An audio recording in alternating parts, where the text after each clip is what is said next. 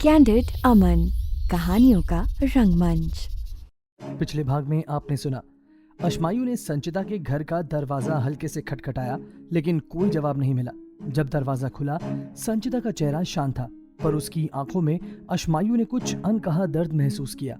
परेशान होकर उसने संचिता से उसके बदले हुए बिहेवियर के बारे में पूछा, लेकिन संचिता ने कोई जवाब नहीं दिया।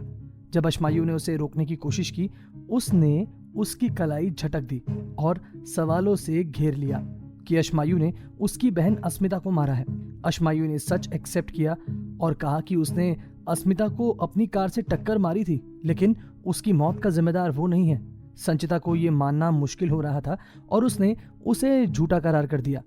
गुस्से और दर्द में संचिता ने खुद को पूरी तरह से तोड़ दिया था। शार के नीचे बैठकर खुद के दाग मिटाने की कोशिश करने लगी वो। अशमायु हताश था। उसे समझ में नहीं आ रहा था कि कैसे वो संचिता को संभाले। अब आगे, लेकिन उससे पहले अगर आपने अभी तक हमारे चैनल कैंडिड अमन को सब्सक्राइब नहीं किया है तो प्लीज़ जल्दी से सब्सक्राइब कर लो। ढेर सारा प्यार हमें दे दो, एंड यही आपका प्यार, यही आपकी मोटिवेशन हमारे लिए सबसे बड़ी ताकत होती है। चलिए कहानी में आगे की तरफ बढ़ते हैं। अब संचिता ने शार के नीचे बैठना सही समझा और उसकी सांसें तेज तेज चल रही थी। पानी की धार उसके चेहरे और बालों से बह रही थी, लेकिन उसके अंदर की घबराहट और बेचैनी को कोई रोक नहीं पा रहा था।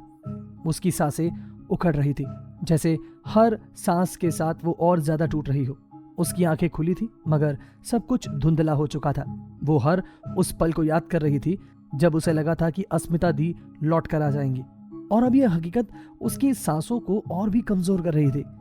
अशमायु ने जब ये देखा तो बिना वक्त गंवाए वो शार की तरफ आगे बढ़ गया।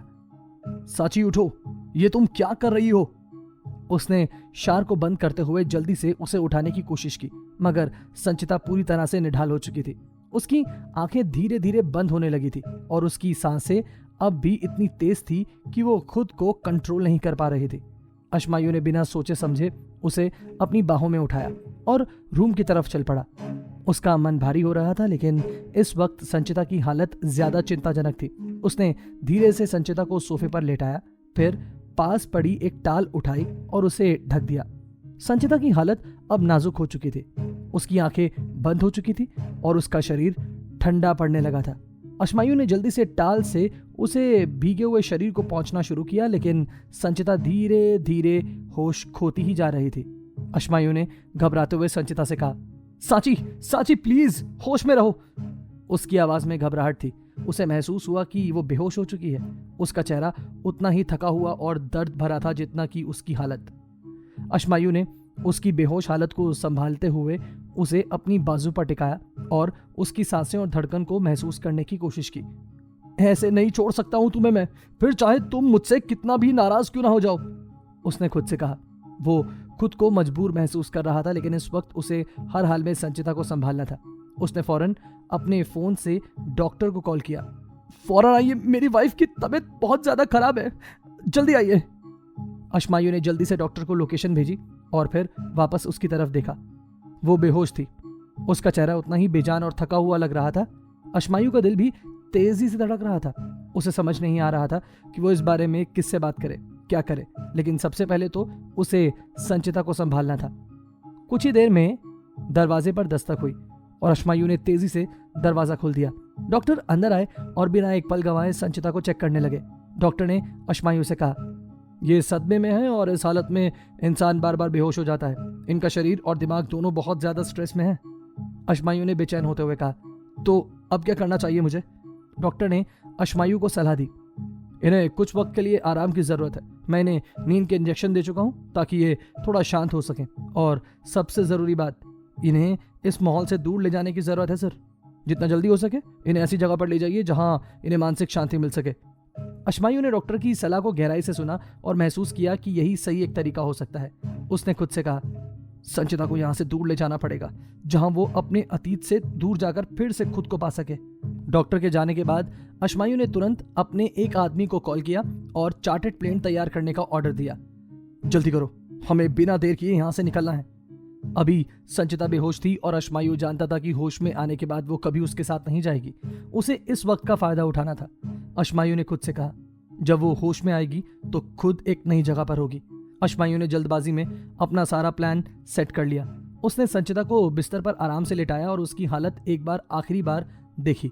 उसका चेहरा अब भी थकान और दर्द से भरा हुआ था, लेकिन अश्मायु ने अब फैसला कर लिया था।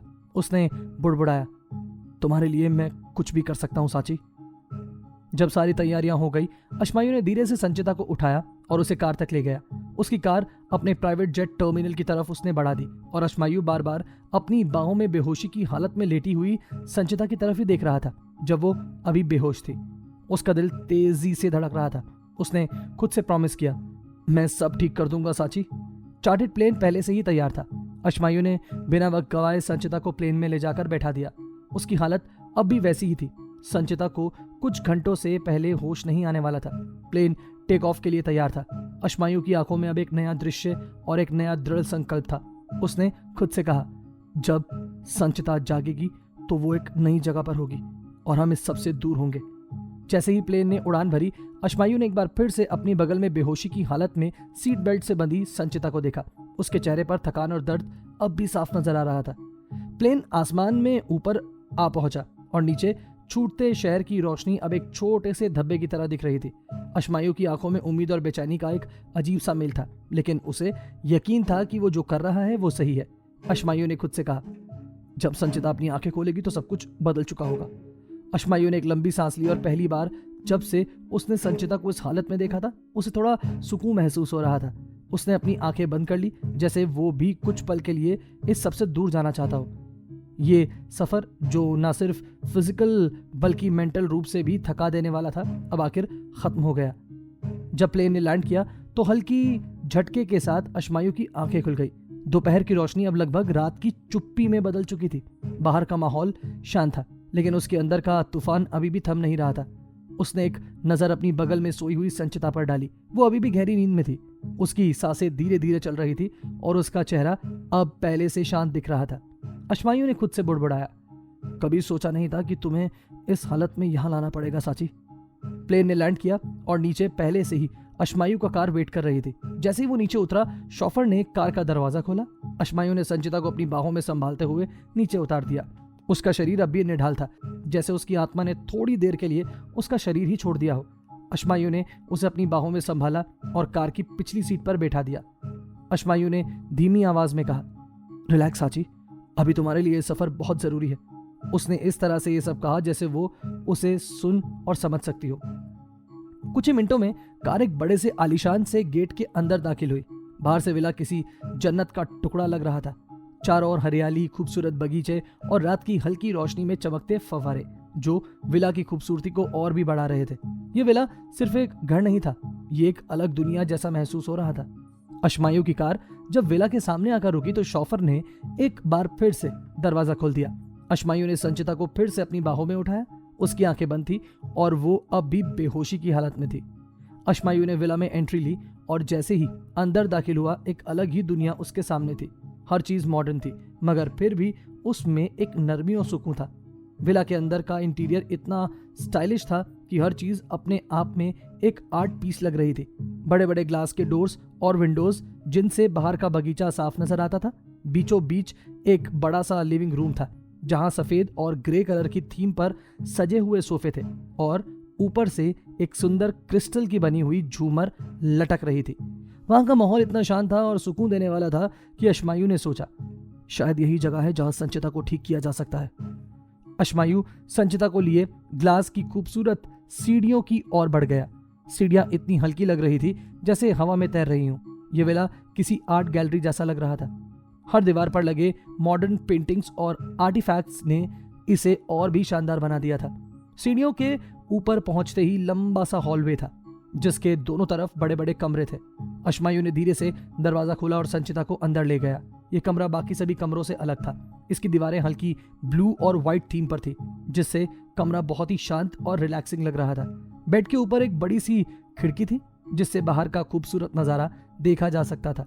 अश्मायु ने संचिता के बेड पर धीरे से उसको लेटा दिया। अब वो भी बेहोश थी और उसके चेहरे पर अब भी वही थकावट झलक रही थी। उसने एक नजर संचिता के चेहरे पर डाली, फिर खिड़की की तरफ बढ़ गया।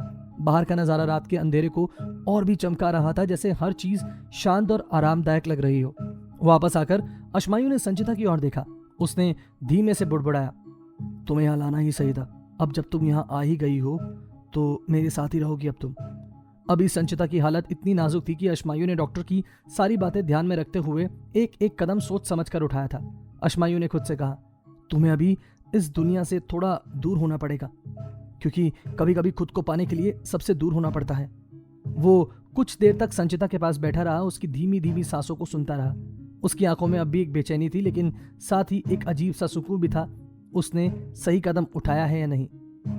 उसने अपने मन में कहा, तुम जब जागोगी शायद सब कुछ बदल जाएगा। कुछ वक्त संचिता के पास बैठकर अश्मायु रूम में थोड़ा इधर उधर टहलने लगा। भूख तो उसकी पूरी तरह से उड़ चुकी थी। उसे अच्छे से पता था कि अब जब संचिता को होश आएगा वो खुद को एक अनजान जगह पर पाएगी तो न जाने उसका क्या रिएक्शन होगा। अश्मायु को इस बात की फिक्र थी और साथ ही इस बात की राहत भी थी कि फिलहाल वो उससे दूर नहीं जा सकती। अश्मायु कुछ ही समय में आराम कुर्सी पर सिर टिकाकर सो चुका था। उसकी थकान और फिक्र इतनी गहरी थी कि वो एक पल को सब कुछ भूलकर सोना चाहता था।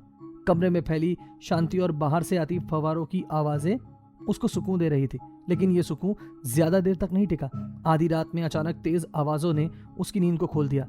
अश्मायु की आंखें झपकते हुए खुली और उसने सामने का नजारा देखा। संचिता वो कमरे के सामान को इधर उधर फेंक रही थी, जैसे उसकी दुनिया पूरी तरह से बिखर गई हो। उसकी आंखों में एक गहरा गुस्सा और नफरत थी और उसने बेतहाशा सामान उठाकर फेंकना शुरू कर दिया। ग्लास की बनी खूबसूरत टेबल और जमीन पर अब वो टूट कर बिखर चुकी थी और दीवारों पर लगी पेंटिंग्स इधर उधर फेंकी जा रही थी। अश्मायु ने हड़बड़ाते हुए कदम उठाते हुए उससे प्यार से कहा, संचिता ये तुम क्या कर रही हो? संचिता ने उसकी बात को अनसुना करते हुए एक बार फिर से झपट कर चीजें उठाई और दीवार पर दे मारी। उसकी आंखों में आंसू भी था और गुस्सा भी। वो तड़प रही थी, दर्द और नफरत में डूबी हुई थी। संचिता ने चीखते हुए अश्मायु से कहा, आपने मुझे धोखा दिया है। उसकी आवाज में एक दर्द था जो सीधे दिल से उतर रहा था। उसने कांपती हुई आवाज में कहा, आपने मेरी दी को मारा है और मुझसे सब कुछ छिपाया है। आपने मेरा भरोसा तोड़ा है। अश्मायु उसके करीब जाने की कोशिश कर रहा था, लेकिन संचिता की आंखों में जो नफरत थी वो उसे रोक रही थी। अश्मायु ने संचिता को समझाने की कोशिश करते हुए कहा, नहीं साची, ऐसा कुछ भी नहीं है। सुनो मेरी बात, मैंने कुछ भी नहीं छिपाया। मैंने तो तुम्हें बस दुख से बचाने की कोशिश की है Sanchita. Please try to understand this. Sanchita पर अश्मायु की कोई बात का असर नहीं हो रहा था। संचिता ने एक छोटी टेबल को उठाया और उसे पलट दिया। उसने तड़पते हुए अश्मायु से कहा, बचाने की कोशिश? हाँ, आपने मुझे अपनी बाहों में कैद कर रखा है। सच में दूर रखा है आपने मुझे उनसे। आपने मुझसे मेरे परिवार का आखिरी हिस्सा भी छीन लिया। अश्मायु का दिल धक धक कर रहा था। उसने देखा कि संचिता पूरी तरह से टूट चुकी थी। उसने अब तक जो कुछ सहा वो इस गुस्से और दुख के रूप में बाहर आ रहा था। अश्मायु ने एक आखिरी कोशिश की, संचिता ये तुम क्या कर रही हो?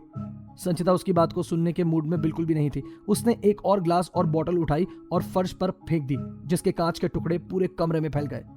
क्या अश्मायु पहुंच पाएगा सच तक? कौन है अस्मिता का असली कातिल? किससे भाग रही थी अस्मिता? जानेंगे कहानी के आगे के सफर में। सुनते रहिए कैंडिड अमन।